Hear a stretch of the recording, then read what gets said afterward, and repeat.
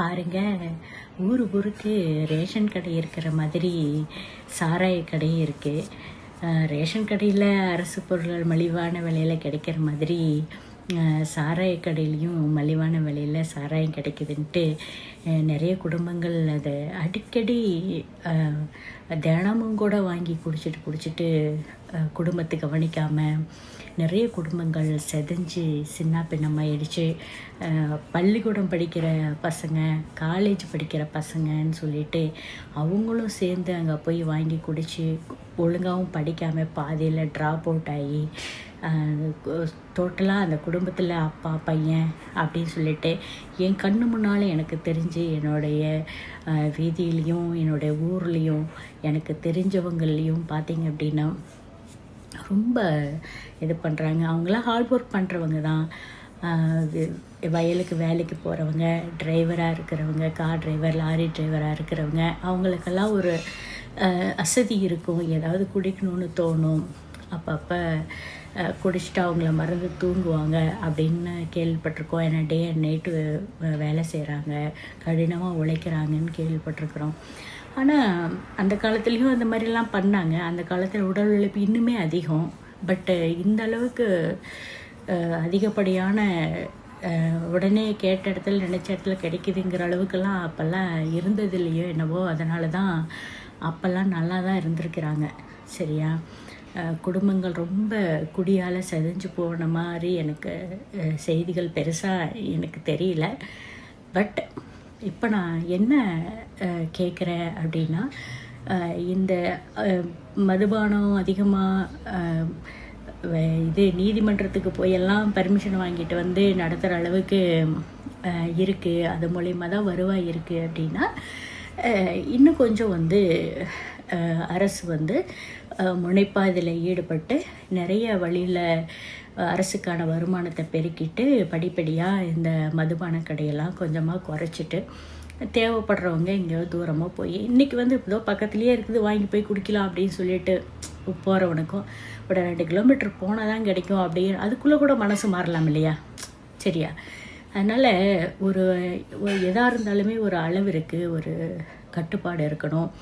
So படிக்காதவங்க தானே, கட்டுப்பாடு இல்லாமல் கையில் காசு கிடச்சா போதும், ஏதோ போய் வாங்கி குடிச்சிட்டு அப்படி இருக்கிற சும்மா இருக்க சுகங்கன்றவங்கள்லாம் நிறையா பாதிக்கப்படுறாங்க.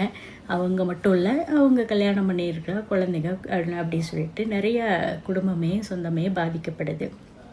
இது எல்லாத்தையும் கொஞ்சம் அரசு மனசில் எடுத்துக்கிட்டு கவனத்தில் எடுத்துக்கிட்டு கொஞ்சம் படிப்படியாக இதிலிருந்து வருவாயை தவிர்த்துட்டு வேறு மற்ற தொழில் வளங்கள் மூலயமா, இயற்கை வளங்கள் மூலயமா வருமானத்தை பெருக்கலாம். அது மூலயமா மக்களுக்கு நல்லது செய்யலாம். இதைத்தான் நான் இந்த அரசிட்டையும் கேட்டுக்கிறேன். இதை ஆதரிக்கிற எல்லா கட்சிகள்கிட்டையும் நான் கேட்டுக்கிறது இதுதான். இது என்னுடைய கோரிக்கையாக கூட எடுத்துக்கங்க. ஏன்னா நமக்கு மக்கள் நலத்துக்காக, மக்களுக்காக தான் நாம் ஒரு அரசு நடத்துகிறோம் அப்படின்னா அது எந்த மாதிரியான மக்கள் நம்ம நிறைய சலுகைகள் யாருக்கு கொடுக்குறோம் அப்படின்னா இயலாதவங்களுக்கு தான் அதிகமான சலுகை கொடுக்குறோம். அப்போது அந்த இயலாதவங்களை நம்ம தான் காப்பாற்றணும் அப்படிங்கிறது அரசோட கடமையாகவும் இருக்கணும். அவங்களுடைய பார்த்திங்கன்னா குடிச்சிட்டு ரோட்டில் அவங்கள சுயநிலை இழந்து எத்தனையோ பேரை பார்க்குறேன்.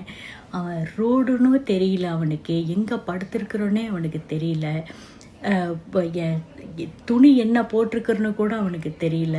அந்த அளவுக்கு ரொம்ப ரொம்ப போனால் ஒரு ஊருக்குள்ளே போனோம்னா எந்த நேரத்தில் வேணாலும் குடிச்சிட்டு எங்கேயாவது ஒருத்தன் பார்த்துட்டு தான் வரமே ஒழிய அந்த ஒரு ஊருக்குள்ளேன்னு போனால் கண்டிப்பாக ஒருத்தங்க குடிச்சு படுத்து கிடக்கிறத பார்த்துட்டு தான் வந்திருக்கேன் இது வரைக்கும். அதனால் மக்கள் ரொம்ப முக்கியம், அவங்களுடைய வாழ்வாதாரம் முக்கியம், அவங்க குடும்பமாக சந்தோஷமாக வாழறது ரொம்ப முக்கியம். அதனால் நிறைய பேரால் போராடி ஜெயிக்க முடியாமல் இருக்கலாம், திருத்த முடியாமல் இருக்கலாம். அதுக்கான போதை மறுவாழ்வு மையங்கள் எல்லாம் கூட இருக்குது. ஸோ நம்மளே போதை அதிகமாக கொடுக்காத அளவுக்கு தவிர்த்துட்டோம் அப்படின்னா அவங்க மறுவாழ்வையும் அது இதுன்ட்டுலாம் போகணும் அவசியம் கூட கிடையாது. ஸோ பார்த்து கொஞ்சம் பண்ணுங்கள். எல்லா விதத்துலேயும் எந்த விதத்துலையெல்லாம் நம்மளை நம்பி இருக்கிற மக்கள், சில மேல்தட்டு மக்கள்லாம் பார்த்திங்கன்னா நிறையா பணக்காரங்க பெருசாக அரசாங்கத்தில் நம்பி இருக்க மாட்டாங்க. அவங்க ஏதோ தொழில் பண்ணுறாங்க, வருமானம் வருது, வெளிநாடு அப்படி இப்படின்னு ஏதாவது பண்ணுறாங்க. ஆனால் நம்மளையே நம்பி இருக்காங்கல்ல, அந்த நடுத்தரத்துக்கும் குறைவான மக்கள் இருக்காங்க இல்லையா, அவங்களுக்கு நம்ம தான் ஆதரவாக இருக்கணும், அரசு தான் ஆதரவாக இருக்கணும். அதனால் அரசு பார்த்து கொஞ்சம் அவங்கள கவனித்து அவங்கள இது பண்ணுங்கள். அவங்களுக்கு இதெல்லாம் சொல்கிறாங்க, அதெல்லாம் நான் அந்த டாப்பிக்கே நான் போகலை. ஓட்டுக்கு பணம் அது அந்த டாப்பிக்கே நான் போகலை. அவங்களுக்கு அந்த பணம் தேவைப்படுது, ஏன்னா அதை வாங்கி கொண்டு போயிட்டு குடிப்பாங்க. ஸோ அது போட்டுட்டு அப்படியே போய் யார் காசு தராங்களோ போட்டு போயிட்டே இருப்பாங்க. அந்த மாதிரி அந்த அளவுக்கு அவங்களுடைய மனசெல்லாம் மாறி போய் இருக்குது. அது எல்லாத்தையும் நம்ம ஆரோக்கியமான மனிதர்களாக மக்களாக மாற்றணும். அதுக்கான முயற்சியில் அரசு ஏற்கனவே ஈடுபட்டுருச்சு. கல்வி தாராளமாக எல்லாருக்கும் கல்வி அது மட்டும்தான் உயர்த்தும் அப்படிங்கிறதுல அரசு ரொம்ப தெளிவாக இருக்குது. அதை ரொம்ப பாராட்ட வேண்டிய விஷயம். அதே மாதிரி படிக்காதவங்கள, இந்த மாதிரி போதைக்கு அடிமையாகிறவங்கள தயவு செஞ்சு அரசு காப்பாற்றணும், அவங்க குடும்பத்தை காப்பாற்றணும் அப்படின்னு நான் வேண்டிக்கிறேன்.